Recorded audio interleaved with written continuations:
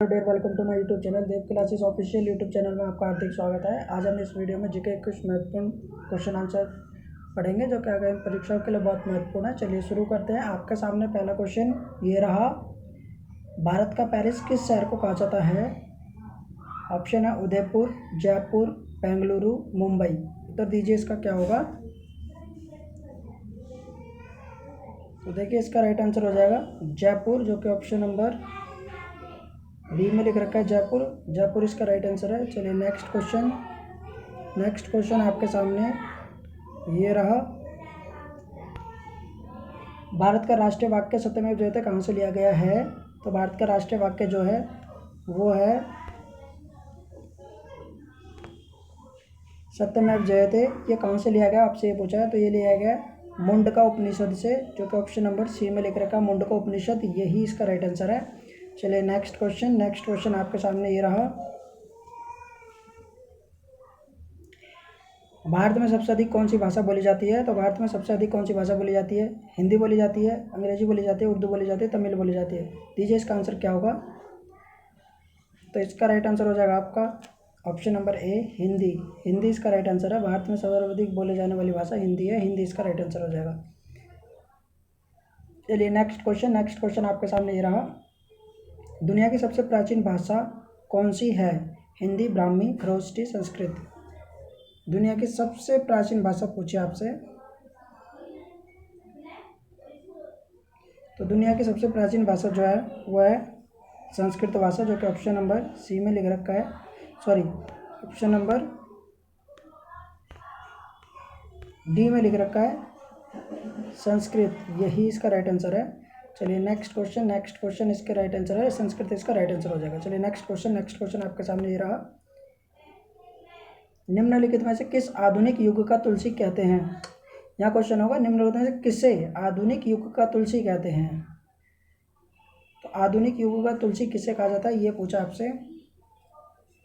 रामधारी सिंह दिनकर, मैथिली शरण गुप्त, गोपाल सिंह नेपाली या कबीरदास। दीजिए इसका आंसर क्या होगा। तो इसका राइट आंसर हो जाएगा आपका option number B, Maithili Sharan Gupt को आधुनिक युग का तुलसी कहते हैं। तो ऑप्शन नंबर बी इसका राइट आंसर हो जाएगा, Maithili Sharan Gupt.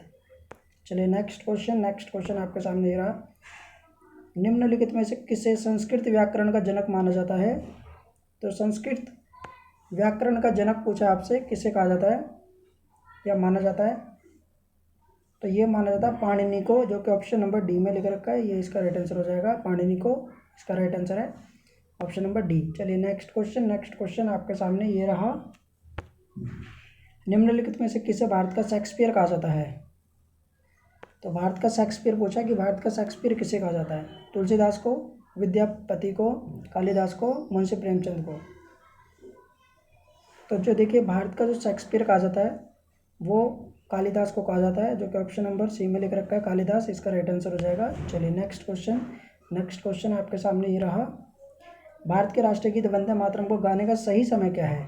45 second, option number A में लिख रखा है 45 सेकेंड, बी में 52 सेकेंड, सी में 65 सेकेंड, डी में 30 सेकेंड। तो देखिए आपसे पूछा वंदे मातरम जो कि हमारा राष्ट्रीय गीत है उसको गाने का सही समय क्या है? तो ये है आपका 65 सेकेंड, जो कि ऑप्शन नंबर सी में लिख रखा है 65 सेकेंड, इसका राइट आंसर हो जाएगा।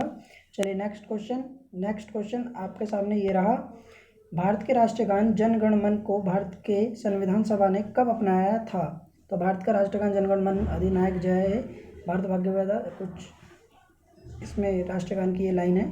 तो ये भारतीय राष्ट्रीय गान जन गण मन, ये जो है भारतीय संविधान सभा ने इसे कब अपनाया आपसे ये पूछा है, आपको वो बताना है। तो ये अपनाया था 24 जनवरी 1950 को, जो कि भारतीय संविधान सभा की अंतिम बैठक हुई थी इसी दिन इस भारतीय राष्ट्रीय गान को जन गण मन को अपनाया गया था। तो इसका राइट आंसर हो जाएगा 24 जनवरी 1950 को। चलिए नेक्स्ट क्वेश्चन आपके सामने ये रहा, भारत के संविधान में वार्षिक बजट का वर्णन किस रूप में किया गया है? तो भारत के संविधान में वार्षिक बजट का वर्णन जो है वो किस रूप में किया गया है? क्या वार्षिक आय के रूप में किया गया है? ऑप्शन नंबर ए में वार्षिक आय लिख रखा है, बी में वार्षिक सकल घरेलू उत्पाद लिख रखा है, सी में वार्षिक वित्तीय विवरण लिख रखा है, डी में सकल घरेलू आय लिख रखा है। बताइए इसका राइट आंसर क्या होगा। तो इसका राइट आंसर हो जाएगा ऑप्शन नंबर सी, वार्षिक वित्तीय विवरण। यही इसका राइट आंसर है, ऑप्शन नंबर सी, वार्षिक वित्तीय विवरण इसका राइट आंसर हो जाएगा। चलिए नेक्स्ट क्वेश्चन, नेक्स्ट क्वेश्चन आपके सामने ये रहा। चलिए नेक्स्ट क्वेश्चन ये रहा आपके सामने, टिहरी बांध किस नदी पर स्थित है? तो टिहरी बांध पूछा कि ये किस नदी पर बनाया गया है, या किस नदी पर बना रखा है ये ना बांध? तो ये बनाया हुआ है भागीरथी नदी पर, जो कि ऑप्शन नंबर बी में लिख रखा है भागीरथी नदी, ये इसका राइट आंसर है। चलिए नेक्स्ट क्वेश्चन, नेक्स्ट क्वेश्चन आपके सामने ये रहा, निम्नलिखित में से कौन भारत की सबसे पुरानी गुफा है? तो भारत की सबसे पुरानी गुफा पूछी है, तो ये अजंता की गुफा है, नहीं ये नहीं है, एलोरा गुफा भी नहीं है, इनमें से कोई नहीं, ये ऑप्शन है ही नहीं। ये है भीमबेटका की गुफाएं, ये इसका राइट आंसर है। भीमबेटका की गुफाएं एमपी में है, जो कि ऑप्शन नंबर सी में लिख रखा है भीमबेटका की गुफा, ये इसका राइट आंसर हो जाएगा। चलिए नेक्स्ट क्वेश्चन, नेक्स्ट क्वेश्चन आपके सामने ये रहा, काराकोरम हाईवे किन दो देशों को आपस में जोड़ता है?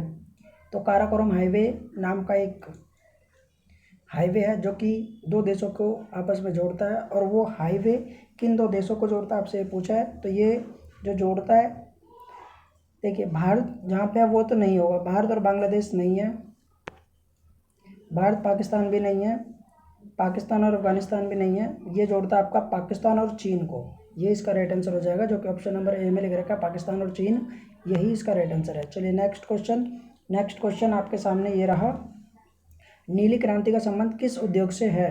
तो नीली क्रांति अर्थात मछली उद्योग से संबंधित है, जो कि ऑप्शन नंबर बी में लिख रखा है मछली उद्योग, ये इसका राइट आंसर हो जाएगा।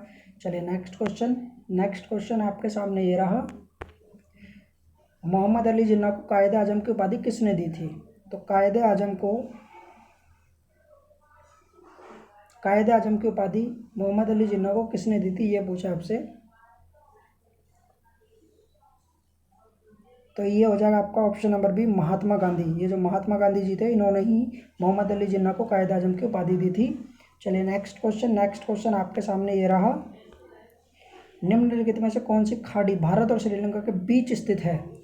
तो देखिए भारत और श्रीलंका के बीच एक खाड़ी है, जो कि मन्नार की खाड़ी के नाम से जानी जाती है, यही खाड़ी भारत और श्रीलंका के बीच में स्थित है, तो ऑप्शन नंबर बी, मन्नार की खाड़ी इसका राइट आंसर हो जाएगा। चलिए नेक्स्ट क्वेश्चन, नेक्स्ट क्वेश्चन आपके सामने ये रहा, भारत में आर्य कहाँ से आए थे? तो भारत में आर्य जो थे वो दक्षिण अफ्रीका से आए थे, दक्षिण एशिया से आए थे, मध्य एशिया से थे, यूनान से आए थे। तो बताइए इन चार ऑप्शन में से क्या राइट आंसर हो जाएगा इसका, चार ऑप्शन में से इसका उत्तर दीजिए। तो देखिए भारत में जो आर्य आए थे वो आपको बताना वो कहाँ से आए थे भारत में, बताइए इसका राइट आंसर।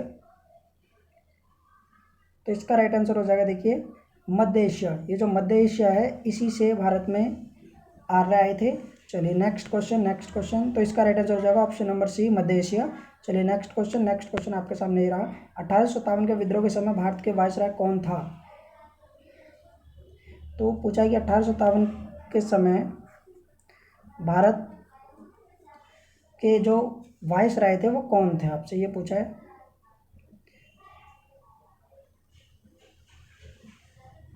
तो ये थे आपके लॉर्ड कैनिंग, ये इसका राइट आंसर हो जाएगा, और प्रथम वायसराय भी लॉर्ड कैनिंग ही थे। देखिए क्वेश्चन दो तरीके से बन सकता है कि 1857 की क्रांति के समय या 1857 के विद्रोह के समय भारत का वायसराय कौन था, तो लॉर्ड कैनिंग, और भारत में पहले वायसराय कौन बनाए गए थे, वो भी लॉर्ड कैनिंग ही बनाए गए थे, तो ऑप्शन नंबर सी इसका राइट आंसर हो जाएगा, लॉर्ड कैनिंग। यहाँ पे पूछा है कि 1857, यहाँ पूछा 1857 के विद्रोह के समय भारत का वायसराय कौन था, तो 1857 के विद्रोह के समय भारत का जो वायसराय था वो था लॉर्ड कैनिंग, तो लॉर्ड कैनिंग इसका राइट आंसर हो जाएगा। चलिए नेक्स्ट क्वेश्चन, नेक्स्ट क्वेश्चन आपके सामने ये रहा, भारत की आज़ादी के समय भारत का गवर्नर जनरल कौन था? तो भारत की आज़ादी के समय भारत का गवर्नर जनरल कौन था, तो आपसे ये पूछा है।